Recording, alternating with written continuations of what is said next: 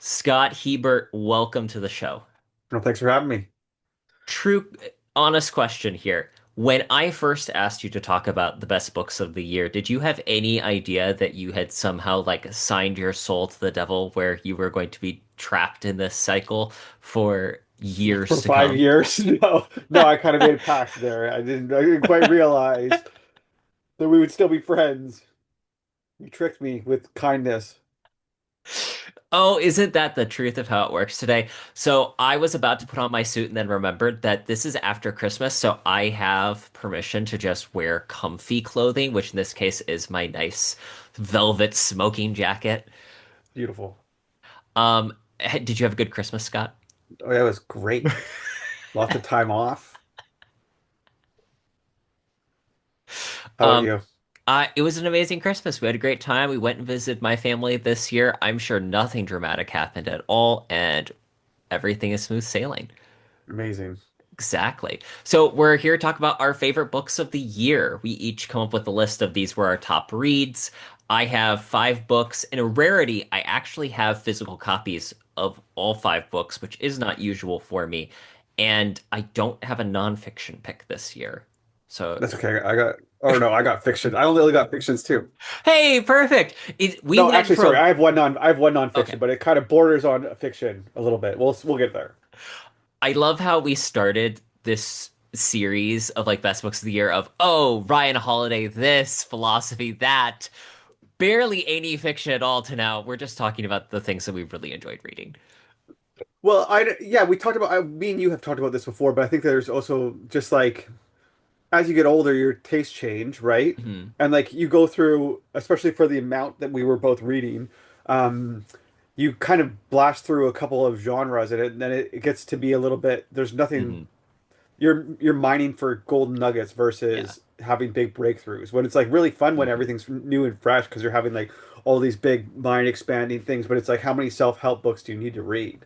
You know Hmm. what I mean? Like at a certain point in time, you don't need to read them all. At a certain point in time, it's like, yeah, it's great to read about philosophy, but you got to put that into action somehow, right? Hmm. So I think that's kind of where we both got to a little bit. Like speaking for myself, I know that well, I mean, Jordan Peterson had talked about it before, but like that fiction presents a different type of reality than reality presents. Hmm. And it's can be a little bit more interesting sometimes. So I don't know. That's Hmm. kind of where I find myself a little bit. I will say the nonfiction book that almost made my list, and I'm gonna give it a shout out, The Hardiness Effect. I do not remember the author's name offhand, Philip something. I think it might be the book that is my go-to. If you don't want to read five books that have to do with these things, just read this one because he takes a lot of basically anti-fragile, but then how do you implement it into your life in a Nice. personal, physical way? Like he talks about health, fitness, diet, but also philosophy and mindset. So shout out to people. Check out that book because you can read that one instead of five others, which I think that's the thing for like you and me. I told you about this book when it's like none of these are things that I've heard that I haven't heard before. It's just I've never heard them distilled into one Totally. book instead of being five different books. But I am going to start on my best books. This book, Targets West by Scott McCrae. This book was a front runner right at the beginning of the year for me, whether or not it be on my best books of the year list. And it's good. It's really fun. Basic premise is that a rancher from Wyoming has to go to New York. He doesn't want to go to New York. He's going to some big horse show, and he gets drawn into helping out the government in some kind of spy conspiracy thing in a very Alfred Hitchcock, North by Northwest type of way. And it's got some great, like if you enjoy James Bond, Ian Fleming, it's got some of that to it. And it ended up being a really fun thriller. So highly recommend Targets West by Scott McCrae. And side note, I was trying to see if I could make it not happen this way, but really each one of the books that I'm going to be talking about, I have done an interview with the author. So Oh, those nice. will be That's really linked cool. in the show notes. I've come to the conclusion it's not that all I just like the books that I interviewed the people. It's that I went and interviewed the people that I really like their books. That's the Yeah, way I'm choosing to look at of it. course. That's so funny. Scott, what's your first pick? But my first one, I'm going to cheat. It's a trilogy, but it's the Mistborn trilogy by Brandon Sanderson. Hmm. I've heard a lot of good things about Brandon Sanderson's fantasy. That there's basically a good magic system and a good world building. And Hmm. yeah, I don't know. I kind of someone had recommended it to me that I start there, and I went into it thinking that it was just whatever. No, I didn't have too many anticipations for it. I thought it would be good, Hmm. but whatever. And then yeah, I just about cried at the end Oh, of wow. like the third one. I was like, ew, we got the feels. And then no, the magic system is really cool. They you can like ingest you can ingest certain people can ingest certain types of metal, Hmm. like a small amount, and then they're able to do certain things. So like you get like super Oh. strength or Hmm. um you can push and pull metal, and then there's like one person that can use, or there's one type of person that can use all of the allomantic powers, as they're called. And then basically it's like there's different. It ends up that there's like kind of gods that are ruling the world a little bit, and then it ties it all into that. It's all interconnected, obviously. But then the really interesting thing is that um, Brandon Sanderson's universe, the Cosmere, Hmm. it's its own universe, and then there's different planets with different stories, with different gods, Hmm. um, and he's got like 20 books. Yeah. So I haven't got into the other ones. I've heard some other ones. There's there's a couple of other books that people have on their top fantasy things of all time. Like they're the Hmm. type of books that you wish that you could go back and read again.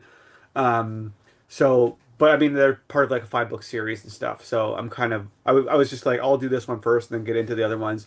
But no, they're good. They're fun. It's I had a fun time reading it. It was for sure, yeah, and kind of just a nice little surprise at the end. But definitely, if you're into like fantasy with good world building, and a cool magic system, Hmm. and they seem to be pretty popular. Like I'm sure they have a bunch of flaws, like Well, obviously, but all fantasy yeah, books have flaws. I yeah. I will get roasted by the internet for saying this and roasted by my wife. I I can't I've had a hard time trying to make it through Lord of the Rings just because of my I know the world building is amazing, the story is amazing. By the time we get to the fourth song, I'm just kind of like I want the plot to get rolling here. It's literally been 30 years of time. Can we get the plot going? So my point being, even the one that is considered the most perfect, in my opinion, has flaws. So that's just the nature of writing. It sounds, I've heard good things about Bryan Sanderson. He said this is the Mistborn trilogy. Yeah. Okay. I'm going to be trying to do a fantasy February in 2026. So I was looking for what's like a good fantasy pick. I might have to give these a read. Yeah, I mean, there's a different, there's, you can watch a whole bunch of videos about like, because there's whole videos about like what's a good jumping off point. Because there's some books that exist by themselves Okay. in isolation, apart from the Hmm. story, especially because some of them are on different worlds. So they're part of the same universe where like maybe like these magic systems are like similar or whatever, but the gods are like affecting them differently or whatever. But that was really good. Like there's lots of obviously it's a trilogy, so there's lots of different characters. These are pretty thick books too, if Yeah, I'm they're thinking of the decent for right ones. sure. Yeah. Yeah, they're decent. I think that some of the other ones are a lot bigger, like some of the later ones that he makes different series. This one I didn't find was like too crazy, but no, it's good. It's definitely like there's definitely like some payoff for like the stuff that he sets up earlier, and Hmm. like it's kind of one of those things that it's hard to write something and then have the reader realize things when you want them to realize things and Hmm. not guess too far ahead along the way. Yes. Um, so I really admire when an author or a director can hit that in their Hmm. storytelling. Like that's like I think that's a I think that's a sign of like a very good storyteller. And like yeah, obviously he's great. But yeah, no, very really good. I'm excited to I'll definitely think I'll read some more of his books. Hmm. We just watched Wake Up Dead Man last night, which is the third Knives Out film. And the thing I admired most is that he was able to do that. Because of course, it's a whodunit. They set out the principles of it. You're supposed to be able to theoretically solve it if you could. And knowing it kept like when you think you know what the story is, it gives you that one little twist to realize that you didn't. And I Yeah. love it when good fiction is capable of doing that. Yeah, it's amazing. Speaking of world building, I will go with I tentatively this might be my number one favorite of the year if I was to pick a number one. I recommend all of these books, but Splinter Effect by Andrew Okay. Luddington. I was sick in bed. It's like the week of my wedding ceremony, and I am dying with the flu. And not literally dying, but I have the flu, and I'm just scrolling Instagram and I see the ad for this book with this cover. And I'm like, I need to learn more. The pitch is Indiana Jones meets Outlander. Basically, Rabbit Ward is a chronoarchaeologist. He works for the Smithsonian. The premise is he goes back into time and rescues artifacts just before they disappear from history. Cool. Because you cannot take an object, because of time travel rules, you cannot take the object if it's going to be in history. But say the story opens with the burning of Alexandria, he goes to rescue these lost plays because they disappeared from history. So he can. And then the idea is bury them, they're found in the present. Great idea. Great premise. The thing is, Rabbit Ward is like the chronoarchaeologist, but he has had a string of bad luck. And I love that the book sets up with he is at the low point of his career. Everyone's like, we're just going to get rid of him. And this is his chance to redeem himself by finding this lost menorah that is like the one big flaw in his career. It also sets up the rule of time travel and how time travel works right at the beginning. And then when it gives you what the rules are, you can pretty much guarantee it's going to either subvert or break those rules by the end of the book.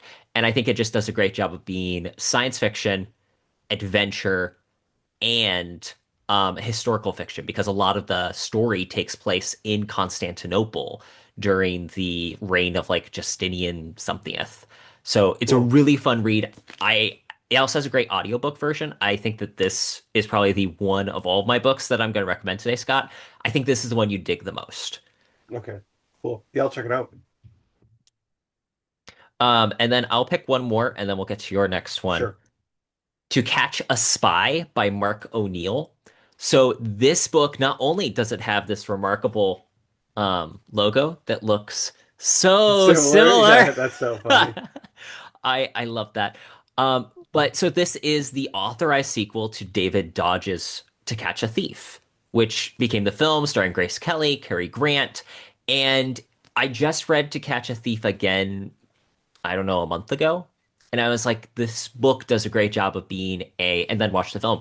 This book does a great job being a sequel to the original book, but then also a sequel to the film. So if you've only seen the film, you can enjoy this instead of, it really pulls on, we can create a spy thriller set on the French Riviera with these characters, with John Roby, and it works really well. Like this maintains the spirit and voice of the original while setting up something that I think is planned to be a series on its own, which again, just a great job of using an older IP in a way that doesn't feel like, oh, we're just ransacking the past. Instead, it's telling a fresh, good story. And it's also like quick moving, fun chapters with a whole bunch of Cool. different perspectives. I highly recommend this book. Cool. That's awesome. What's your next pick, Scott? My next one is it's called Body and Soul by Frank Conroy. I do a live stream show where I make art and then so sometimes people will just pop in and talk and one of my regular I made friends with a person and he basically recommended me this book. He said it's his favorite novel. He said if we're gonna be friends, yeah, I have to read this book or whatever. Or that if I like it, then we'll be friends or whatever. And I was like, yeah, whatever, I'll give it a shot. And it's about this kid named Claude Rawlings and it starts right at I believe, right at the end of World War II. Hmm. So he's a kid. He's like a 3 or 4. Um, and it's a coming of age tale, but the kid's a piano prodigy. And it's beautifully written. Hmm. I was captivated the whole time, basically. He lives in New York, so it kind Hmm. of tells about post-war New York. He grows up with a single mom.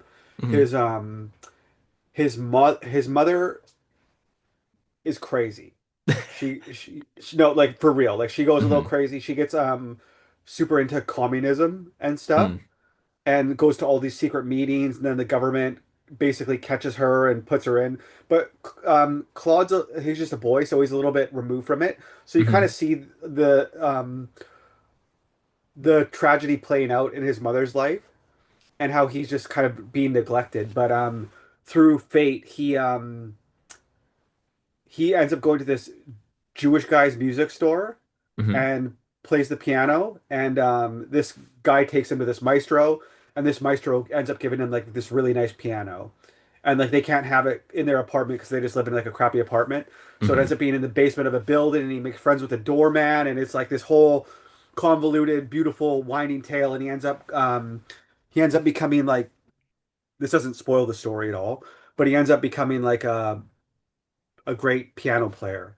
But it's a coming of age tale about him coming up, and it's like the story of post World War II America, New York, and how New York changes and the fallout of the war on everybody. Hmm. Um, there's some there's some sex scenes in it. He's also in love with like this girl. Well, it's like a girl at the time, right? And then Hmm. she ends up being like a woman later on. But no, it's a beautiful story. It's a Hmm. beautiful story about someone becoming an artist.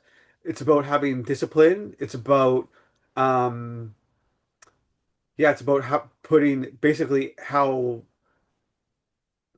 it's kind of like he has a destiny as an artist to be a great artist, and that he has to practice and do all the things, but it's like the chaos of life is always surrounding him.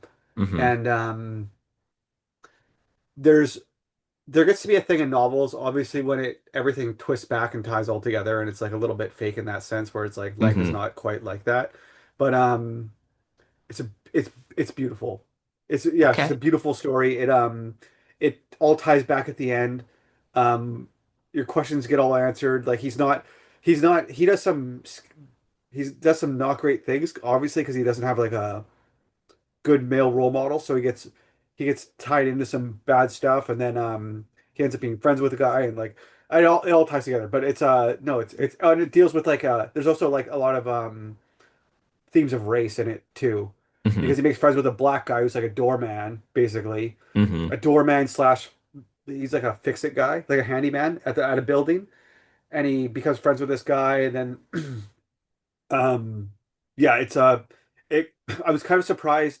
I don't know, I just when I first when Marcus first told me about it, he just said it was about this kid becoming like a piano prodigy basically, and I'm like, okay, well, I don't care about music, but like I'll listen to it. I'm not scared to like listen to a book or whatever. And then no, it's beautiful and it hits on so many things about I didn't expect it to kind of just be as like it just hits on all the things, you know what I mean? Like it Hmm. was yeah, it was just I don't know, I was really I haven't been that captivated by a story in a while. So it just kind of yeah, I listened to it very quickly. Like in a couple of days, I just powered through it because I was just like I just needed to I just needed to know what happened. Hmm. Yeah. It reminds me, just as you're explaining the story, it reminds me a little bit of oh, come on, what's the name of it? It's the one where the guy is trapped in the hotel and you get his story, A Gentleman in Moscow, in that it is this fictional drama essentially of in the post of chaos, essentially. What does life look like after that? It sounds really good. I'll definitely have to put on the list. What was it called again? Body and Soul by Body and Frank Soul Conroy. Yeah. by Frank Conroy. Sounds like a Yeah. lovely book. It Also, is. you touched on something that I was thinking about is a principle that should apply to all stories. You should be able to read in theory the first two chapters, and the last two chapters, and everything should like wrap back in good fiction by and large. And I was realizing that when I was looking through the books I've picked, these are mostly thrillers and espionage stories. And they have mostly adhered to that, where the setup in those first two chapters get paid off within the last two chapters. Yeah. And I don't know if I've really read like a coming of age tale that wasn't like a fantasy Meandering type and thing. Yeah. yeah. Yeah, and like this one it's just like it gets really like I haven't read too many books with like sex scenes in them. Hmm. But like I don't know, it's just yeah, I kind of I don't know, I didn't I don't think I think it had a lot more depth than I Anticipated? had I yeah, and it kind of like but yeah, definitely. I would just call it like a beautiful book, and I don't think I would say that about that many books. Hmm. Like one of the books that I had picked a couple years ago was like she should lose a three body problem, or like Yeah. the space thing, and like that one I was so captivated. 100% when you told me the title of this book, I thought it was a spin-off or a sequel to that book. Oh, that's funny. No, like with that book, I was so impressed just by the scale of the universe. Like I don't understand how, because it started on Earth and then it basically expands to the entire universe and the ends of time type of thing. So I was just like, I don't know how some person could imagine that whole universe. Like that's just a big concept, Hmm. and like to have all these different sci-fi things all tying together and like these different big concepts. That was like something that was like so far outside of like my ability to imagine, and I think I have a pretty good imagination, but that's so far something outside of my ability imagination. But this is just like it seems so like just saying it seems so plain. New Hmm. York, post World War, New York's changing, blah, blah, blah, blah, blah, communism, racism bad, like that, like it's easy, right? And like, kid grows up, has troubles, has sex, like, but it's nothing crazy, but like yeah, I don't know the depth of it. He seems like a real person, and like, yeah, it was great. It was great. Hmm. That's what good fiction should do. And I'm always excited when stories like that are able to move us and draw us into them. Yeah, so I get to be friends with Marcus, is what I'm trying to say now. Wrapping it all up. Yeah, that's what you want Um, to do. You want to make sure the first chapter ends up at the back. my next book is The Hook in the Eye. Ian Fleming's Felix Leiter in The Hook in the Eye by Raymond Benson. So Felix Leiter is the American agent that James Bond meets every time he like goes to America. So he shows up in Casino Royale, the first book, as also trying to get Le Chiffre. He shows up in Live and Let Die. That's the one where he gets eaten by a shark. And then Diamonds Are Forever when he's shown having some prosthetics. He's now working for the Pinkertons. Raymond Benson is one of the James Bond continuation authors. This book not only is it an amazing like Art Deco cover, Yeah, which it's I just cool. want to shout out, love it. But the story feels like one of those classic espionage stories from the 50s and 60s, which is part of what I really appreciate. Raymond Benson uses his knowledge of noir and theme really to pull the idea of Felix is now a detective. He's literally lost an arm and part of his leg, and he's figuring out what does life look like as someone who is less of a man than he was before in physical body, but still has a taste for adventure, and he doesn't want to just sit behind a desk. So he gets a job with the Pinkertons. Through that, he gets pulled into this espionage plot where there's the Promethean movement, which is this thing that's like trying to essentially communism, whatever. And there's a what's the word I'm looking for? Nuclear codes essentially. Like it ties into like Oppenheimer stuff. It is really fun as a read. It's really fun for the noir elements, for the espionage elements. It just really is a fun book. And that's the thing that was so refreshing when a lot of times I don't get to see as much of that from the spy thriller community, where this is just a nice ode to the classics, while at the same time being a rip-roaring good read. That's cool. That's really neat. Yeah, it's nice when something's fun sometimes. It's like this it just is what it is, you know what I mean? Well, and I I have not been terribly impressed by the Double O trilogy that Ian Fleming Publications put out, and this is like the first project they've done outside of that since. And it's like, oh, that's right, you guys can still choose to back a really solid project. Yeah, that's neat. What's your next book, Scott? So my next one is it's something I read like 10 years ago or Ooh, maybe longer, but I got it back again. But it's called Genghis Khan and the Making of the Modern World by Jack Weatherford. It's basically, yes. yeah, have you read that? Well, if I remember correctly, because I don't think I've read it, but I've seen it on Audible for years. Because is it John Davies does Mm, the I'm not audiobook sure. version of it? Maybe. Anyway.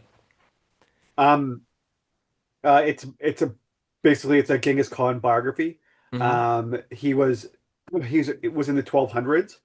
Um, he starts out, you know where Mongolia is, right above China, Hmm. right? So the whole Eurasian steppe. That's what it's called. It's basically a vast plain that Hmm. goes from one side of Asia to basically to Ukraine. Is Barbarians on the where steppes. yes. Um, he is like first of all, it's like how much do I want to explain? They have nothing there. There's Yes. nothing there. It's basically like a like there's no trees because nothing Hmm. can grow there. Sometimes the ice doesn't come off the lakes till June or July. It's a vast like they have nothing. There's no industry. There's nothing. I Hmm. can't like I can't explain this any like better. That there's nothing. They have there's stuff in southern Mongolia Hmm. because they're closer to China, so those guys can raid from the Chinese. But then the northern Mongols have to raid from the southern guys. So by Hmm. the time that you get up north to where Genghis Khan was from, they don't have anything. Like so, like even getting like a blade or something's like ends up being like a big deal, or they he gives one guy like a black sable like a fur, and it's like a because it's more rare or whatever, and it's like a great gift because even like furs and stuff like that is crazy. But they're nomadic horse people, so they live off their horses, and because of the ruggedness because of the ruggedness of where he's from, um, it makes him into like one of the most formidable men of all time Hmm. for real. I think basically his whole life is chaos. Hmm. Uh, the Mongols don't have a written language of their own, so a lot of what we have from them is from Chinese um, historians. I don't know what else to call them, but like Chinese historians are cataloging stuff, or Hmm. we have it from like when people. But basically, by the he gets to be 30 and he's still living in he's still living up there. He takes a small tribe, unites it with all the other tribes. Then they go south to China, and they fuck everyone up, dude. They kill Hmm. everybody. They go the hardest ways in. If Terrance, if your house is on the side of a desert and everybody always comes in through the open plain, they march 30 days through the desert and go the hard way Hmm. because they're tough men from a tough region and they have nothing and they're coming for everything. Hmm. They he will take their like ruthless doesn't even like they're just like he's a killer dude. They all are. They go and they'll take the best like they'll go and they'll take over like a Chinese city and then they'll take all the best engineers and they'll just welcome them into the army instead Hmm. of killing them. And so now they have all the best Mongols and the best Chinese guys. And then they go and they fight everyone and like when they go to plunder a place, they'll go in there and they'll be like, take us to your treasure, like not the ones that you have in like take us to your hidden treasure. We can get all those stuff that you have out here. We'll take all this, don't worry about it. But they like take us to your hidden treasure. They they do horrible things to all the women. They Hmm. will they will take your wives and daughters in front of you, make you watch, and then slaughter your whole family. They are just it's like it's the most ruthless, barbaric stuff ever. He he takes an army from the he his empire goes from the edge of Asia basically to Hungary, so like Hmm. Ukraine, the Yep. whole vast of Asia is it. He just about they just about wipe out Islam at the Hmm. time because they go into I believe I forget where, but they go down. He just about wipes out Islam. Basically, he doesn't care which gods you pray to, as long as you make sure that you're praying for him. They don't really have it. He doesn't really have. They don't really have a god. Hmm. The book talks about like the open blue skies, like being like the thing and like the god in a sense. Um, but yeah, they he makes the largest empire ever. Um, and then a lot of the stuff that we know about him is like it's propaganda Hmm. because it's like yeah, it's a romanticized telling. So like even the like the very beginning, like when he's born, he comes out of his mother Bort, and it's said that he's clutching a blood clot. And that's like the sign of like his terror, like to come. And it's I don't know, it's crazy. I just it's like it blows my mind that it just yeah it's hard to understand. Hmm. It's hard to understand. Like he was a like taking away the morality from what he did because Hmm. he did a lot of horrible things. But he was an incredible leader, Hmm. incredible leader. Maybe one of the most effective leaders of all time. Um, he would take, he would let you, and he didn't have anyone um, to base any of this stuff off of. Correct. He did it Yeah. all by himself. Hmm. Like it's incredible. He didn't really have that much of a family because his family got outcasted when they were like when they were young, and so he made um, brotherhood ties, Hmm. friendship ties, but they were based on competency, and it was like one of the first times that well, maybe not one of the first times, but one of the first times that a huge empire was built with competency being the thing instead Hmm. of bloodlines or Puritan, right? Right, and obviously there's a transition that you know there was a hard time at keeping up the transition, Hmm. right? Because naturally that's how things go. It splinters and like, Yeah. but when he was alive, yeah, it was just incredible and like Hmm. he changed it. He changed the entire world, Yes. basically the entire known world at that time. He changed the whole thing. Like I said, he almost wiped out Islam. So like, obviously that changes everything right there. But yeah, there was some propaganda stories about places he invaded in China, and then people would be going to see the plundered city and they would see like stuff and then they would get there and it was just bones, Hmm. right? Like just bodies and bones and stuff everywhere. So like obviously like they thought it was a mountain, but it was bones. It was people. Like they would like he would siege cities and they would fling dead bodies into the cities and stuff and like Yeah. yeah, like I think there's something like I don't have the stat pulled up, but there's some crazy thing that's like 0.8% of all Asians now have Genghis Khan's direct ancestry Hmm. in their bloodlines because he would go, he had a bunch of concubines, but he would go, they basically rape everyone, but then his sons Hmm. were also like the leaders and generals and stuff, and then they would do it too. Hmm. So like it was just like his bloodline is everywhere. Like the Mongols changed everything. Hmm. And it just I don't know, it's just it's I just am very captivated by it. No, it is fascinating. They did change the way that the world looked because if I remember, one of the other books that I've read touched on this, where basically their migration forced migration elsewhere in the Indo-European continent, and you start getting more pressure headed, tries to remember cardinal directions, headed west across the European continent because the Mongols shift down, and that starts to move pressure. Yeah, but Um, even like they he also killed go ahead. go ahead. Oh, I was gonna say they this isn't in the book, I don't think. I don't remember it being in the book, but like they changed the CO2 footprint of the Earth because they killed so Yes. many people. Hmm. Like yeah, I don't know. It's hard to it's hard to comprehend, Fathom. but like, Yeah. well, yeah, but like one of the other things that like this book really did for me was like, so like you might know like the guys that are like beside you, Hmm. and like maybe the guys that are on the other side of the like obviously you know who the guys that are beside you, right? The next kingdom over. And then maybe you know like the next kingdom after that because you want to know who like those guys are fighting and stuff, but you don't know like two kingdoms over, right? You Hmm. don't necessarily know like three kingdoms over. So when these guys were coming across, like you don't know who the fuck they are. You have Hmm. no idea who they are. And like how scary that must have been to like to think that you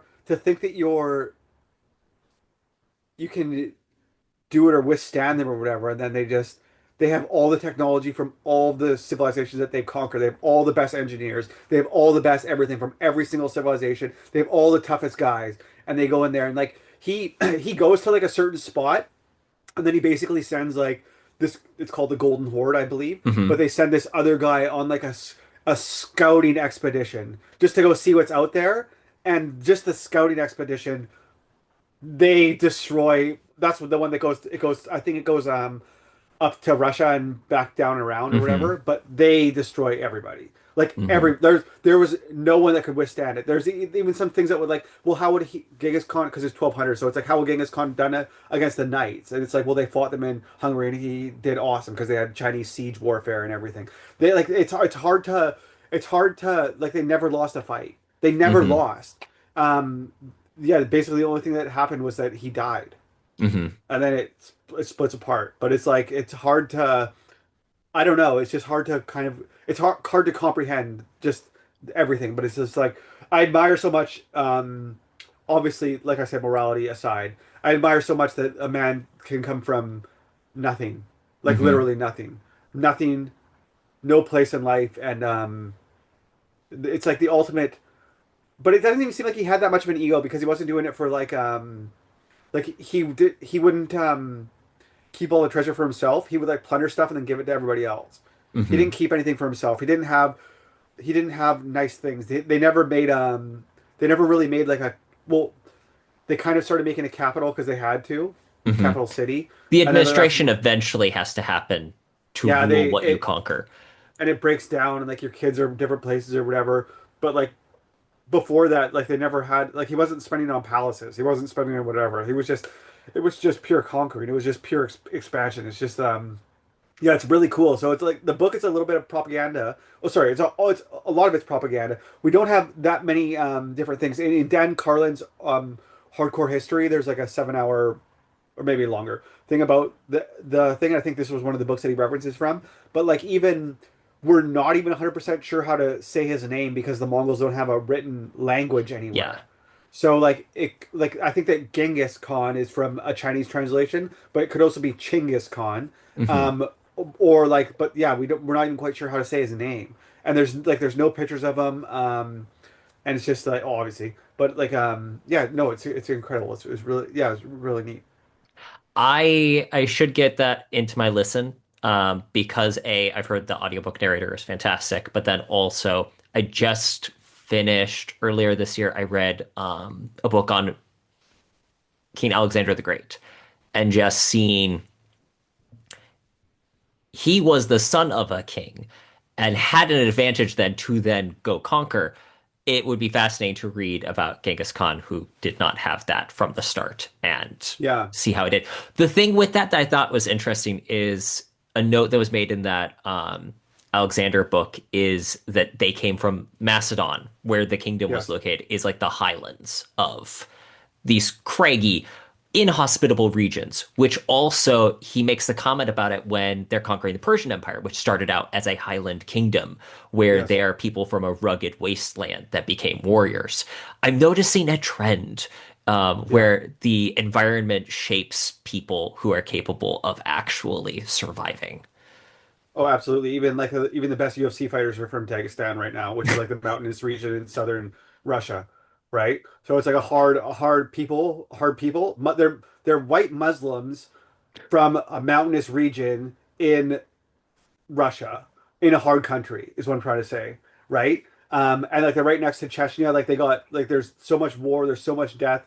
Hmm. Um, yeah, what are you gonna do? Fight those guys? Like, good luck, dude. No wonder they all win. Like, of course. Like, even like I was watching. I mean, I was watching like a video one time with like one of the main fighters from there, and he's like, they showed a video of like him back at home, and there's like a river, and he's like, yeah, we used to swim in this river. He's like, some kids drown. He's like, like some kids, you got to be careful. Some kids drown in there. Like, it's just like, okay, like everything wants to kill you. But it's like the thing with like Alexander was like, one of the things with Alexander was that like Alexander was undoubtedly motivated by His ego. um, well, like trying to get the love of his father, or his Hmm. ego trying to outdo his father. Whether Yes. it was like, it was one of those, right? Kind Yeah. of hard to know, or maybe it's both, right? Or shifts during his time.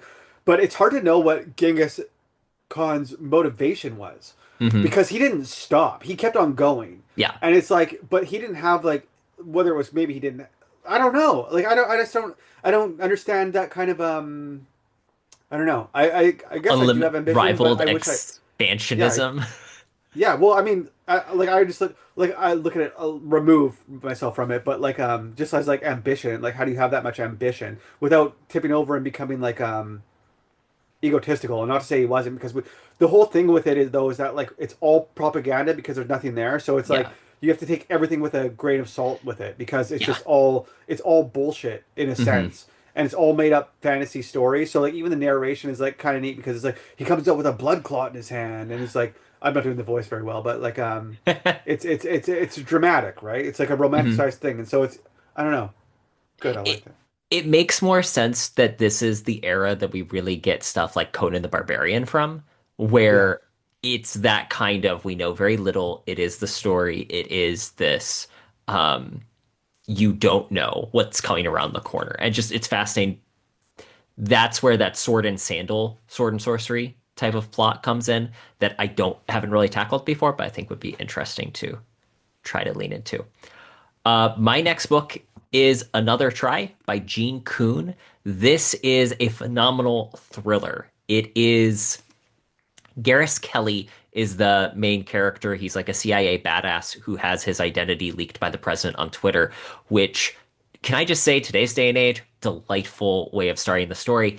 And he gets pulled into a plot where it's set all in Oregon, which I really enjoyed because it's not like we get too many domestic thrillers like that. And it's got some really good, like, mystery here and there Bond moments, but really Gene Kuhn just does a great job in the writing itself, which is the main reason why I picked it. It's just very, very well written. It has a mystery element, a thriller element, and then it also has great dialogue and criminals, kind of like an Elmore Leonard story. So I just really enjoyed all of those things mixing together. Nice, that's awesome. Yeah. I I am excited to see what this next year of reading looks like.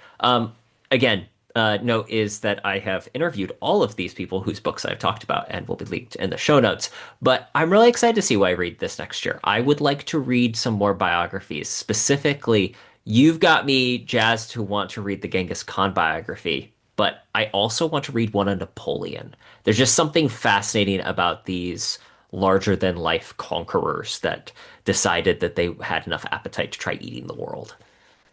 Yeah, that it interests like yeah, as kind of morbid as it is, it definitely interests me too.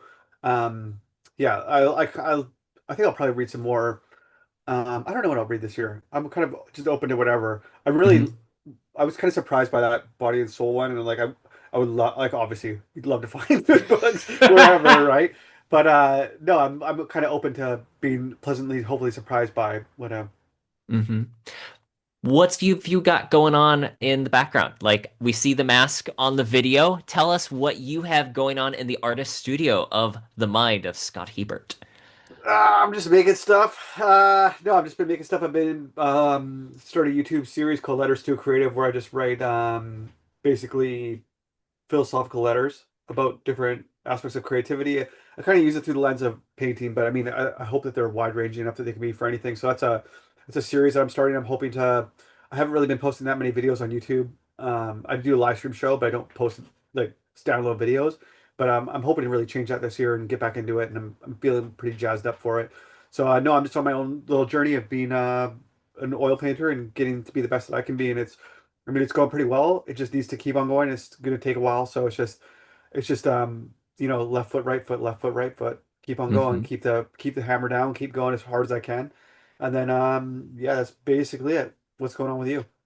Well, I have a new book coming out in February, which will be exciting. Thorn, an adventure set during the Wars of the Roses. And I have Unwanted Passenger and Diamonds in Denver, my Mitch Mayhew stories that are a delightful, quick read in these wonderful little pulpy sizes. And people can check those out linked in the show notes, along with where can people go to learn more about you and your work, Scott Hebert. Just Scott Hebert art on YouTube. Scott Hebert Art on YouTube, and we'll also link your website. Scott, is always a pleasure to have you on the show, and I love the Letters to a Creative series so far, and I'm Thanks, man. excited for people to get more of that. Thanks, man. Appreciate it. Thanks for having me on. Always.